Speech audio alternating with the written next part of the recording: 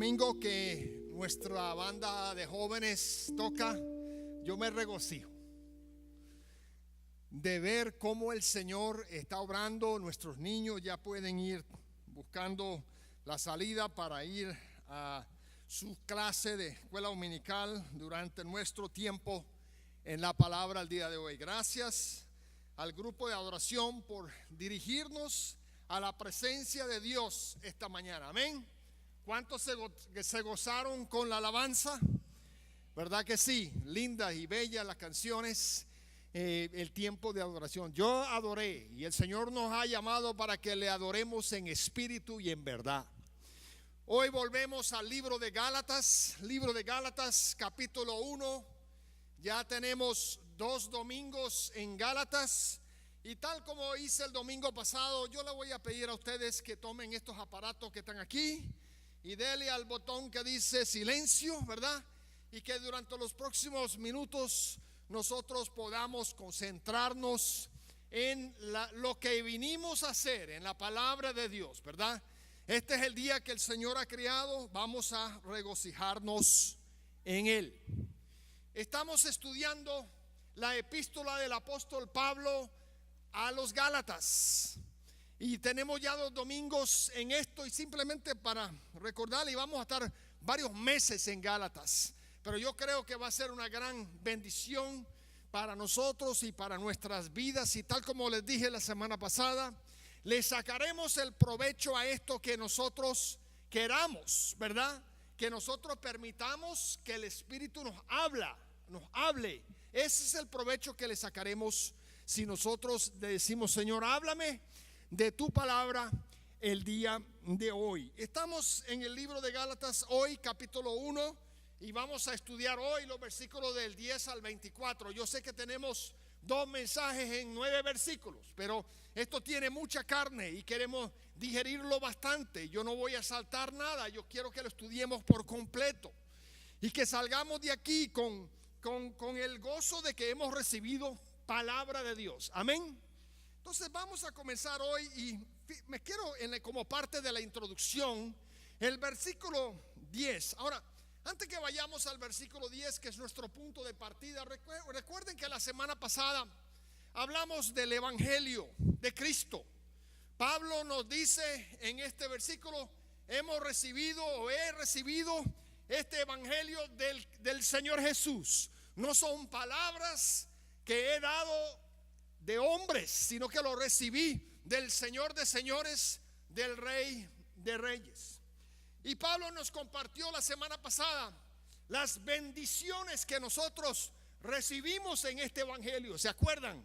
Hablamos de 3 bendiciones bien importantes que nosotros recibimos en este evangelio. Número 1, ¿se acuerdan?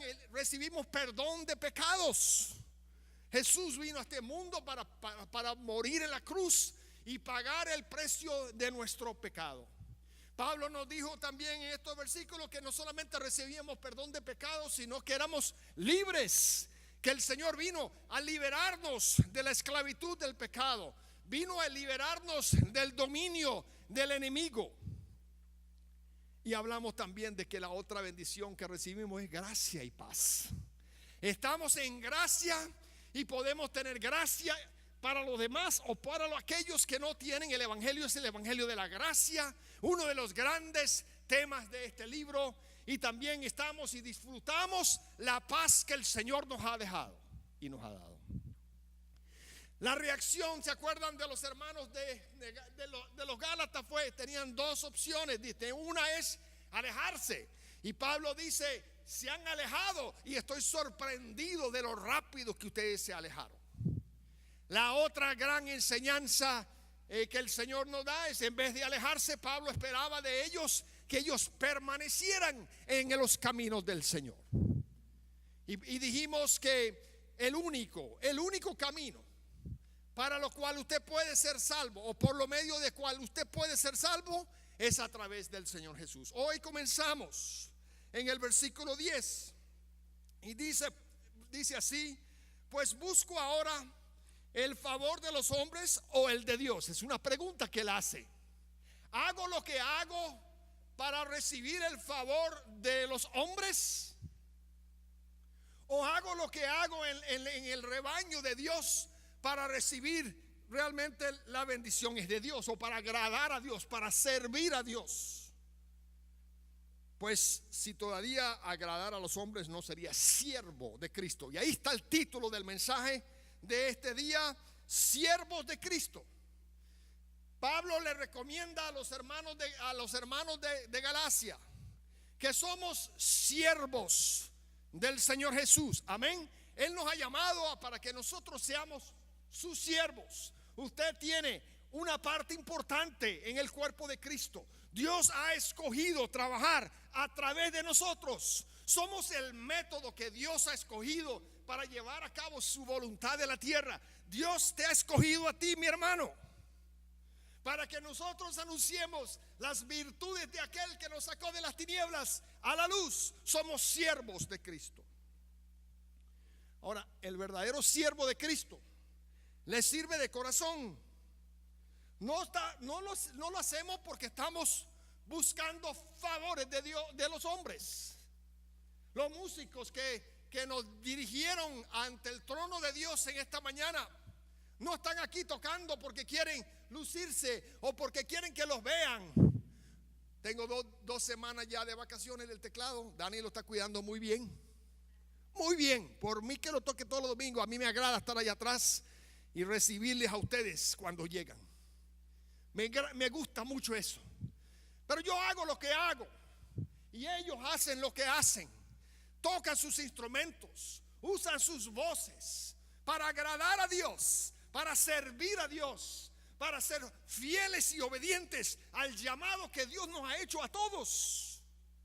Por eso que cuando usted se enrola en uno de los ministerios de nuestra iglesia, o en el de proclamación, o el de enseñanza, o el de servicio, o el de compañerismo, o el de adoración, usted se enrola para agradar a Dios, para servir a Dios, para usar los dones que Dios te ha dado, para que tú seas realmente un instrumento de Dios aquí en Panama City y en Bay County y hasta lo último en la tierra.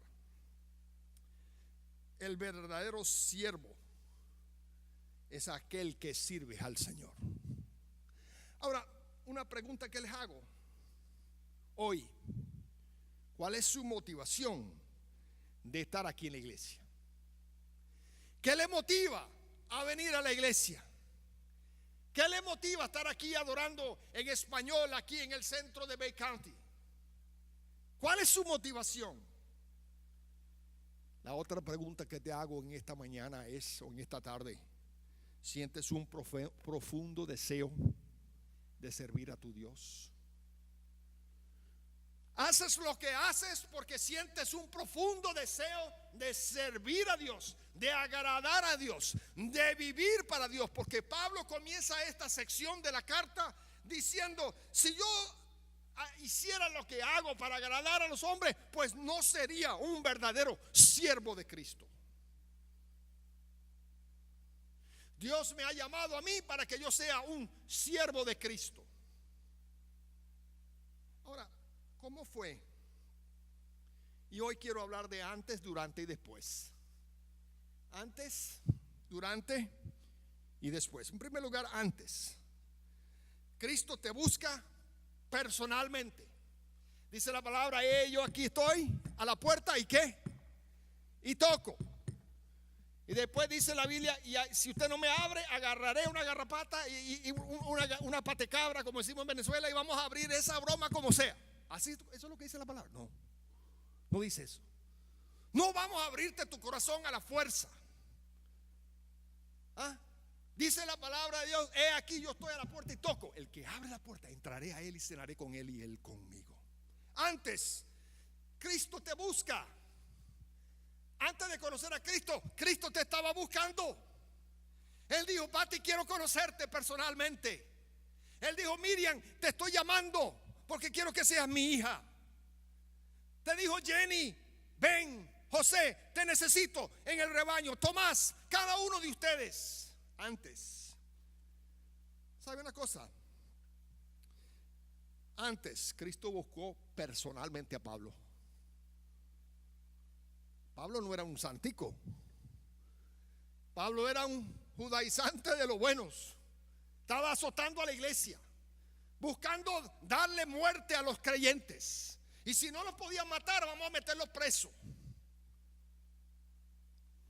Mira lo que dice en los versículos 11 al 14. Mas no ruego, a ver, hermanos, que el evangelio anunciado por mí no es según hombre, pues yo ni lo recibí ni lo aprendí de hombre alguno, sino por revelación de Jesucristo. Porque ya habéis oído acerca de mi conducta en otro tiempo en el judaísmo, que perseguía sobremanera a la iglesia de Dios y la asolaba en el judaísmo, aventajaba a muchos de mis contemporáneos en mi nación, siendo mucho más celoso que las tradiciones de mis padres. Pablo nos dice que él era un judaizante cualquiera, perseguidor de la iglesia, asesino antes. Pero sabe una cosa, Pablo tuvo un encuentro cara a cara, personal con Jesús. ¿Saben ustedes ese relato? Está en el libro de los Hechos, capítulo 9. Vamos a buscarlo. Hoy vamos a examinar una parte de este capítulo. Hechos capítulo 9, versículo del 1 al 19. Es el relato donde Pablo se convierte al evangelio. Y debemos examinarlo para entender principalmente lo que el Señor nos está diciendo aquí en Gálatas. Pablo nos habla en estos versículos, del versículo 11 al 14, nos está hablando un poco de su testimonio, de cómo era su vida antes de conocer a Jesús. Todos nosotros tenemos un pasado, ¿no es cierto? No todos ustedes son tan santos como yo. No, yo también tengo mi pasado. Tengo mi pasado. Por muchos años el fútbol era mi Dios. Y yo quería jugar fútbol. Yo jugué primera división, jugué en un equipo muy bueno. Y fui preseleccionado a la selección olímpica de los Estados Unidos, que iba a ir a las Olimpiadas creo que era en 1980, a Rusia. Y yo estaba en esa preselección y estábamos preparando, y desde Estados Unidos boicoteó las Olimpiadas y no fuimos. Mi Dios era el fútbol. Y jugaba bien. No era malo. Vaya, bueno, dejémoslo hasta ahí. Yo tengo un pasado. Pablo nos habla aquí de su pasado en Hechos 9 y nos habla de cómo él dejó atrás el pasado. Mira lo que dice. En primer lugar, los versículos 1 y 2 de Hechos 19, y está en pantalla. Yo los tengo echados a perder a ustedes porque les pongo todo para que lo lean, pero búsquelo también en su Biblia. Pero yo lo hago con cariño y Rosa que me ayuda, gracias a Dios. Número 1, noten a Pablo como rebelde. Rebelde, dice el versículo 1 y 2, Saulo respirando aún amenazas y muerte contra los discípulos del Señor. Es decir, este hombre soltaba fuego, soplaba fuego. Sí, vino el sumo sacerdote y le pidió cartas para las sinagogas de Damasco, a fin de que si hallase algunos hombres o mujeres en este camino, los podía meter presos en Jerusalén. Es decir, Pablo es Saulo antes de convertirse. Dice ahí que era un rebelde. Un rebelde sin causa, ¿verdad? Había rebeldía en su corazón. Había rebeldía contra la voluntad y contra la autoridad de Dios. Y sabe una cosa, nosotros todos somos rebeldes o hemos sido rebeldes. Dice Pablo escribiendo en Romanos 3:23, por cuanto todos pecaron y están destituidos de la gloria de Dios. Todos somos pecadores. Y en el mismo capítulo Pablo dice, no hay justo ni aún uno. El que no conoce a Cristo también es rebelde a la voluntad de Dios y no quiere autoridad. Dios tiene un gran plan para cada uno de nosotros. Y la pregunta que te hago hoy, ¿eres tú rebelde al plan de Dios para tu vida? ¿Sigues en rebeldía? ¿Sigues huyendo de Dios? ¿Estás enojado contra el mundo y contra Dios? ¿Tienes rabia contra tu propia familia y envidias a aquellos que disfrutan de la paz que han encontrado en Jesús? Pues este Saulo era un rebelde sin causa. Andaba por ahí buscando a ver pidiendo cartas para meter preso a cuanto cristiano se le atravesara.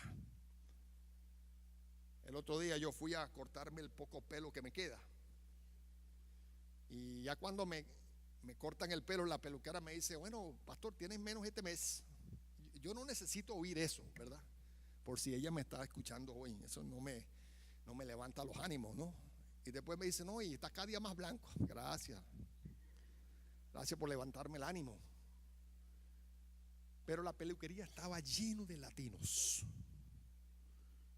Y ella me preguntó, me presentó como el pastor de la iglesia bautista. Y comenzaron a burlarse entre ellos. Y yo creo que ellos pensaron: este gringuito no nos está entendiendo. Porque yo no había dicho nada en español. Cuando fui a despedirme, les dije: muchachos, tengan buen día, espero que disfruten esta tarde a plenitud. Que les vaya bien. Corazones rebeldes, hablando de los whisky que se iban a tomar. Pablo era un rebelde. Mira lo que dice Mateo 15:19. Dice: porque del corazón salen los malos pensamientos, los homicidios y los adulterios, las inmoralidades sexuales, los robos, los falsos testimonios y los blasfemias. Los blasfemias o las blasfemias, desde ahí sale del corazón. Si tú estás en rebeldía, es porque tu corazón todavía está bajo el control y el dominio del maligno. Lucas 6:46 dice: el hombre bueno del buen tesoro de su corazón presenta lo bueno, y el hombre malo del mal tesoro de su corazón presenta lo malo, porque de la abundancia del corazón habla la boca. Entonces, primero vemos aquí la etapa de rebeldía de Pablo. Segundo lugar, en Hechos lo vemos como prisionero. Yo siempre estoy bosquejando. Dice: mas yendo por el camino, versículos 3 y 4 de Hechos, dice el versículo: mas yendo por el camino, aconteció que al llegar cerca de Damasco, repentinamente le rodeó un resplandor de luz del cielo, y cayendo en ¿qué? Tierra, el Señor le dio un tate quieto, diríamos en Venezuela. Cayendo en tierra, oyó una voz que le decía: Saulo, Saulo, ¿por qué me persigues?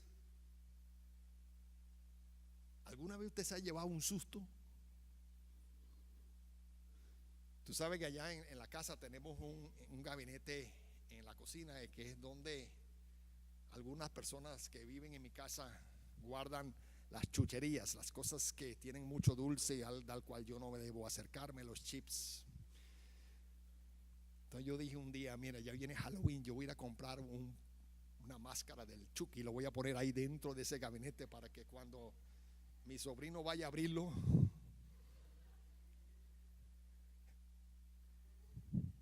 pero no lo hice porque después le da algo y me pasa algo. Así estaba Pablo.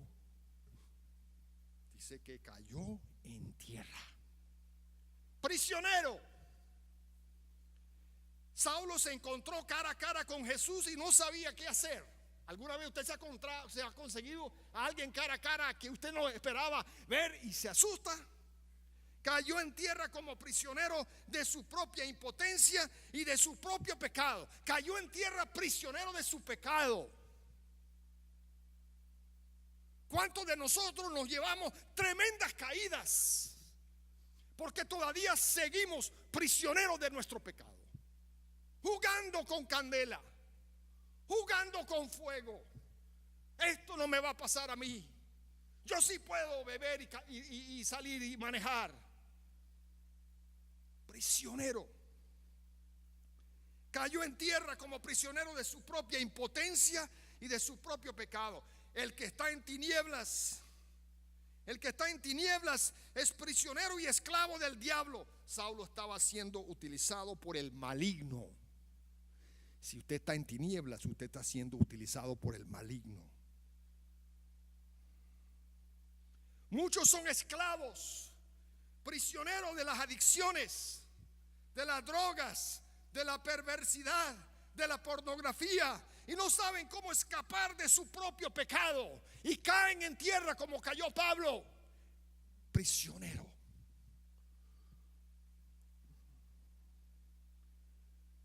Tercer lugar, veo ahí en ese pasaje, en el versículo 5, a Pablo como indagador. Indagador, dice ahí: ¿quién eres, Señor? Me imagino que se estaba haciendo la pregunta: ¿quién eres, Señor indagador, no? Y Jesús le dijo: yo soy Jesús a quien tú persigues. Dura cosa te es dar contra el aguijón. ¿Eres tú un indagador como Pablo? ¿Qué estás indagando? ¿Conoces a Jesús? ¿Sabes quién es? ¿Crees que Jesús es el Hijo de Dios, el Cordero que fue inmolado por nuestro pecado? ¿Tienes una relación personal con Él, o simplemente eres de los que está viendo los toros de la barrera? Indagando, ¿quién eres? Hay muchos que todavía andan indagando: ¿quién eres, Jesús? ¿Eres de verdad el Hijo de Dios? ¿Sabe qué? ¿Están conmigo? Yo sé que hay hambre, pero aguante un poquito más. Muchas veces somos como Saulo y no buscamos a Dios hasta que estamos acorralados en un callejón sin salida. ¿Tú crees que Pablo o Saulo esperaba ese día estar cara a cara con Jesús? Lo último que él esperaba era estar cara a cara con Jesús. La pregunta que te hago hoy es esta: ¿eres tú un indagador interesado en saber acerca de Jesús, o eres un hijo de Dios que tiene una relación personal con Él, que ha llegado al punto en su vida que reconoce que somos pecadores y que Jesús vino a esta tierra y derramó su sangre? El Hijo de Dios pagó en la cruz del Calvario con su sangre carmesí el precio de nuestro pecado, y que solamente en Él podemos tener una nueva vida. Pero es que en la historia no termina ahí. Como convertido, versículo 6, él temblando y temoroso dijo: ¿qué? Señor, ¿qué quieres que yo haga? ¿Qué quieres, Señor, que yo haga? Se humilla delante del Señor. Y el Señor le dijo: levántate y entra a la ciudad y se te dirá lo que debes hacer. Ahora, póngase usted en el lugar del Señor ahí. La mayoría de nosotros hubiéramos dicho: tú eres el que ha estado matando. Ahora nos la vas a pagar, pajarito. El Señor le dijo: levántate. Tomó lo más vil, lo más malo, un asesino, un hombre que había estado como cheerleader cuando estaban apedreando a Esteban.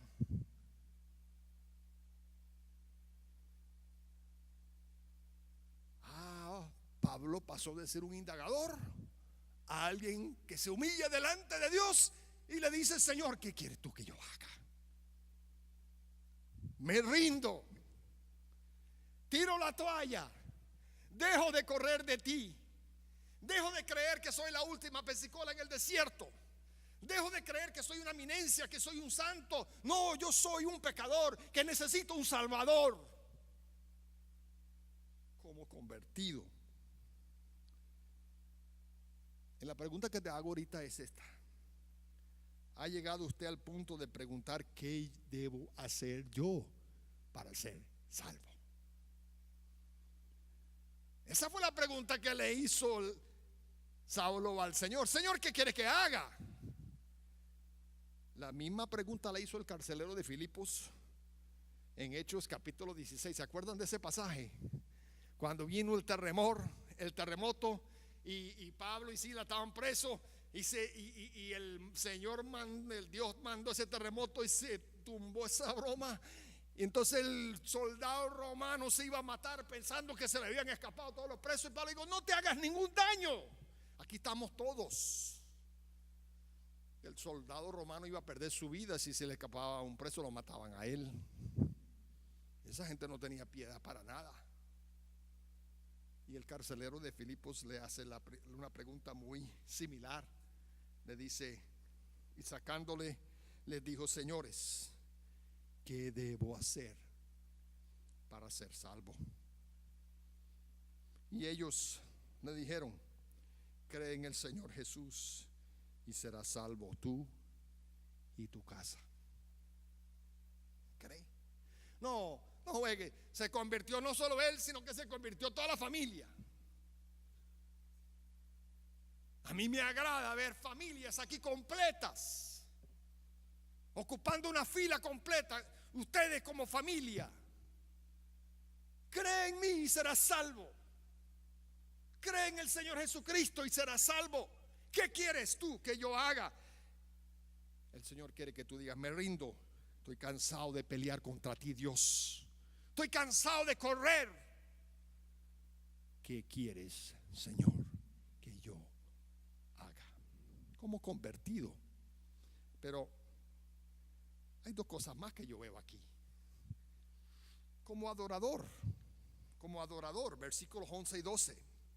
Y el Señor le dijo: levántate y ve a la calle que se llama derecha y busca en casa de Judas a uno llamado Saulo de Tarso, porque he aquí el que ora y ha visto una visión.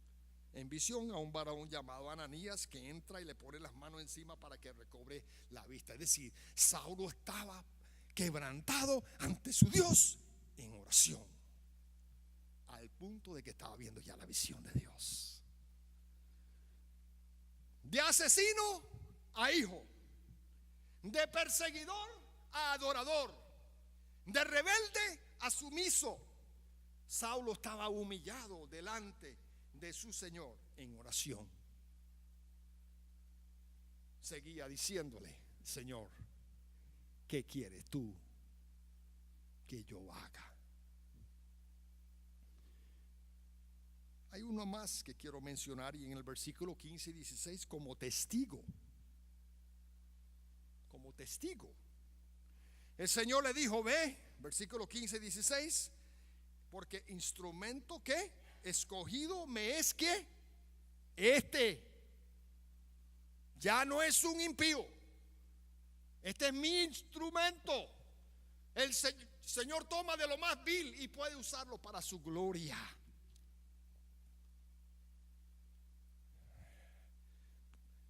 Porque instrumento escogido me es para llevar mi nombre en presencia de los gentiles y de los reyes y de los hijos de Israel, porque yo le mostraré cuándo le es necesario padecer por mi nombre. Es decir, le dijo: este es mi instrumento y le va a tocar padecer.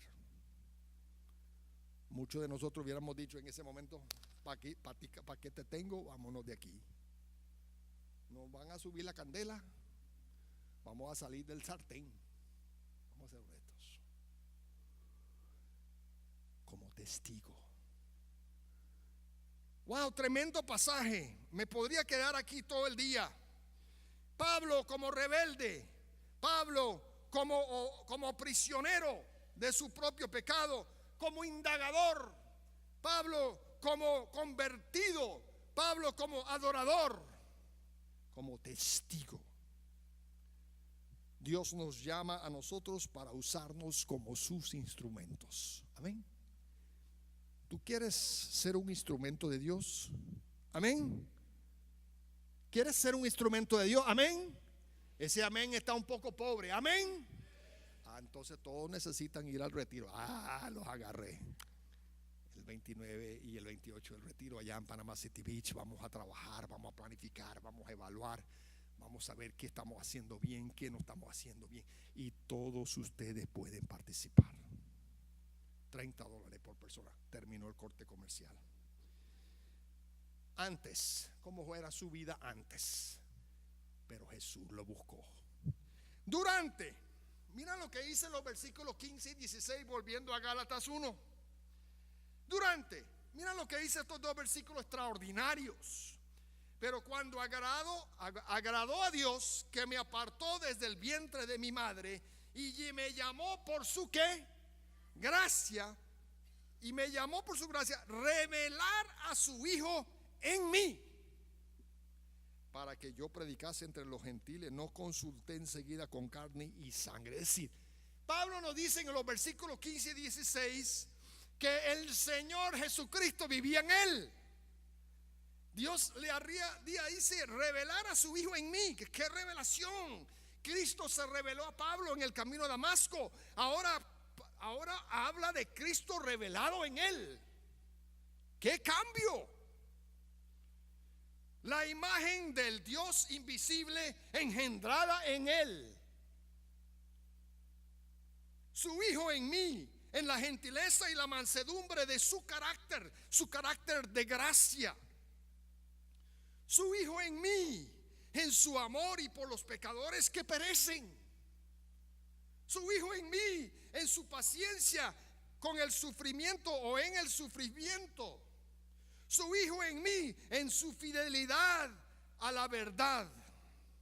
Su Hijo en mí, en su deleite en hacer la voluntad de Dios el Padre.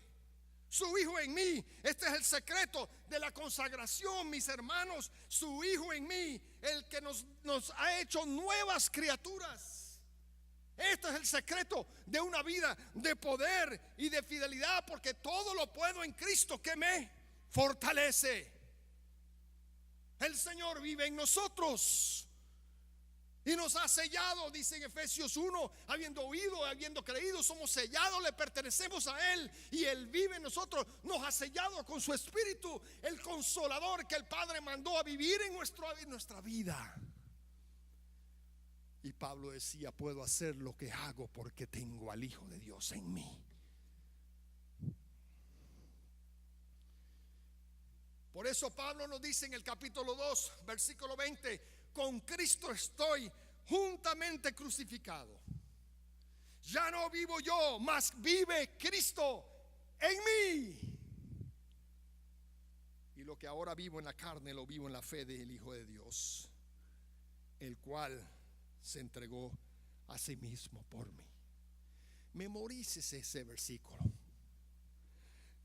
Con Cristo estoy juntamente crucificado. Ya no vivo yo, mas vive Cristo en mí. Y lo que ahora vivo en la carne lo puedo vivir en la fe del Hijo de Dios, el cual me amó y se entregó a sí mismo por mí. Es decir, no estamos solos. Ya el martes llega mi ayuda idónea. Martes en la noche no vamos a tener estudio allá en la playa, pues yo voy a estar allá en el aeropuerto. No digo con qué, porque a lo mejor nos está oyendo ahorita. Le dejo esa sorpresa. Ya no tengo que hablar con las paredes. Las paredes no me contestan. Cuando Caleb está en la casa, hablo con él. Nadie quiere estar solo, ¿verdad? Es feo. Pero macho que se respeta, somos hombres, ¿verdad? Nosotros también echamos para adelante y cocinamos y lavamos y lo que ella hace. No, tampoco es que nos gusta.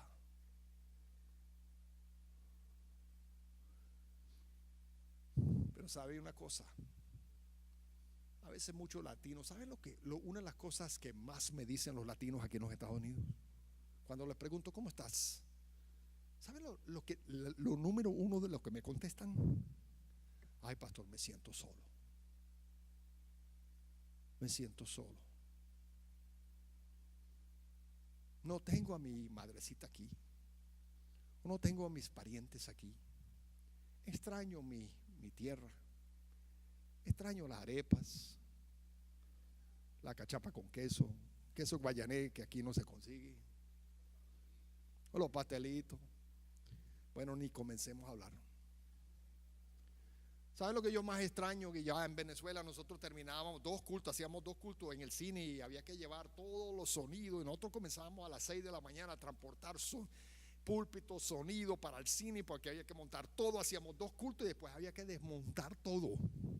3 pickups llenos, Caleb se acuerda, cargando peroles para la casa misionera donde guardábamos nuestras cosas. Y el domingo que viene había que hacerlo otra vez. Una vez se me cayó la batería de la camioneta al piso, la recogí, la volví a meter. No le dije nunca nada al baterista. Pero lo que yo más extraño, que después de terminar el culto nos íbamos todos para la casa de una de mis cuñadas o la casa de nosotros. Siempre lo rotábamos y los domingos comíamos juntos. Y a veces nos quedábamos hasta la noche echando cuentos, riéndonos por tonterías. Ese concepto de familia que los latinos tanto valoramos. Y a veces me dicen, me siento solo. Hermano, usted no está solo. A lo mejor no está cerca de su familia más cercana, pero aquí tiene una familia que Dios le ha dado. Y nosotros somos una familia. Somos una familia. Somos parte del cuerpo de Cristo. Yo le dije a Al que Al y Diana se fueron para Ecuador y dejaron un hueco muy grande. Por lo menos yo sentí un hueco muy grande aquí. Y igualito cuando uno de ustedes sale, hacen falta. Pero sabe una cosa, no están solos, porque nosotros, si tenemos a Cristo en nuestro corazón, podemos decir lo que decía Pablo: Cristo en mí. De al modo que si alguno está en Cristo, nueva criatura es. Las cosas viejas pasaron, he aquí todas son hechas nuevas. Es decir, usted es último modelo, se le esté cayendo el pelo o no, le salgan las canas o no, usted es último modelo. Y el Cristo vive en ti. El Señor de señores, Rey de reyes, vino a vivir en nuestra vida. Es un llamamiento divino, dice Pablo. Me llamó por su gracia. Es una revelación divina. Reveló a su Hijo en mí. Y Pablo dice, es una comisión divina para que yo predicase el evangelio a los gentiles.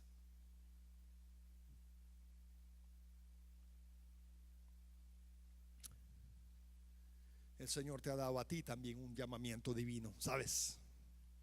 Una revelación de Él mismo en cada uno de sus vidas. Y te ha llamado a ti con una comisión de ir y hacer discípulo a todas las naciones. ¿A quién estás discipulando?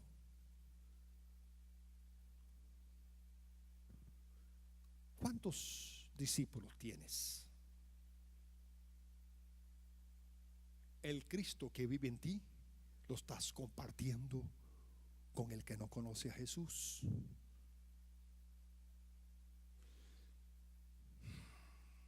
Antes, Pablo era un rebelde. Durante, el Señor vive en nosotros. Y durante la carrera no estamos solos. Durante la vida cristiana siempre tendremos al Señor con nosotros, porque con Cristo estoy juntamente crucificado. Ya no vivo yo, el que manda ahora es Él. Y después, Cristo quiere cambiar tu vida tal como cambió la vida de Pablo. Dicen los versículos 17 al 24, eso está equivocado, es 17 al 24. Las iglesias reconocieron el cambio en Pablo.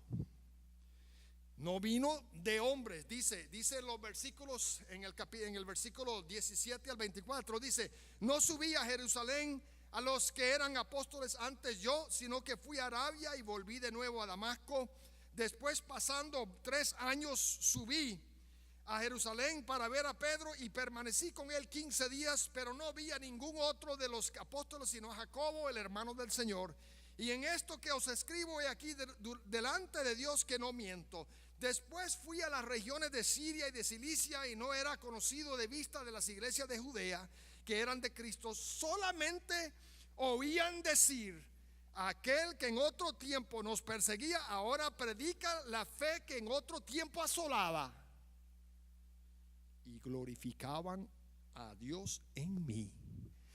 En otras palabras, las iglesias oían que que en otro tiempo había perseguido a la iglesia y asolaba a la iglesia, ahora predicaba el evangelio de la fe y ellos glorificaban a Dios. Es decir, ellos reconocían el cambio que había habido en él. La gente reconoce el cambio que hay en tu vida. Los demás ven una diferencia en nosotros. Como la iglesia bautista que estaba en una esquina y había un nightclub en la otra esquina. Y un sábado a la noche el nightclub tenía una guacamaya, un loro que habían enseñado a decir chistes malos y vulgares, a entretener a la clientela. La gente venía para escuchar al guacamaya, al loro, como lo digan en su país. Y un sábado a la noche el nightclub comenzó a quemarse y el loro se fue, salió volando para no cocinarse y se metió en la iglesia bautista que estaba a la otra esquina. Domingo en la mañana el ruido del coro la despierta y ella mira para abajo y dice: oh, hay un nuevo entretenimiento en este lugar. Y mira al líder del coro y de la orquesta y dice: oh, el director de ceremonia es diferente. Y después miró a la congregación y dice: ah, no, pero es la misma gente de siempre. Es la misma gente de siempre. Es decir, la gente que estaba los domingos en la mañana, que justo los viernes a la noche estaban en el nightclub.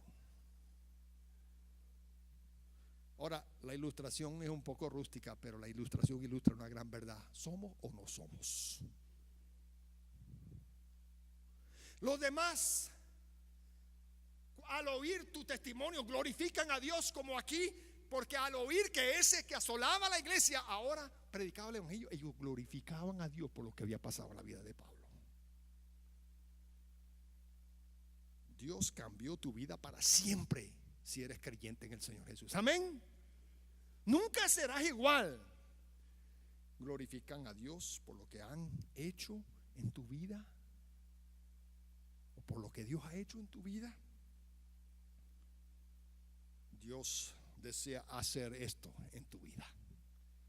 Dios desea también que tú tengas un cambio de vida. Dios desea que los demás glorifican y hablen: mira, este que antes era un impío, ahora es otra persona. Antes Pablo estaba en tinieblas. Durante su vida Cristo vivió y obró en él. Y después los demás daban testimonio del cambio que habían visto en él.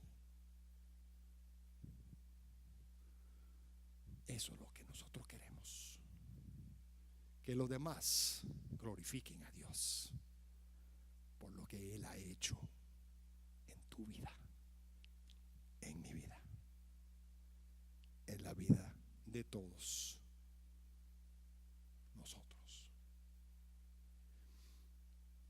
Tremendo. Esta epístola va a estar buena. Yo he estado estudiando, tengo suficiente mensaje para mucho tiempo, pero el Señor nos ha hablado aquí hoy. El Señor nos ha demostrado de que Él puede tomar una vida malvada y cambiarla para su gloria. Y también nos ha enseñado que Él quiere venir a vivir en tu corazón y en tu vida, para que cuando tú salgas de aquí, tú también digas: el Cristo en mí, la revelación de Dios en mí. Y que después, el resto de tu vida, la gente vea qué cambio ha habido en la vida de fulano. ¿Qué vas a hacer tú con lo que el Señor te ha hablado? Vamos a orar. Señor, en esta tarde te damos gracias por tu palabra. Señor, ya yo terminé, pero yo sé que tu Espíritu Santo no ha terminado. Siga tocando los corazones, redarguyendo, obrando como solo tu Espíritu Santo puede hacer. en el nombre de Jesús.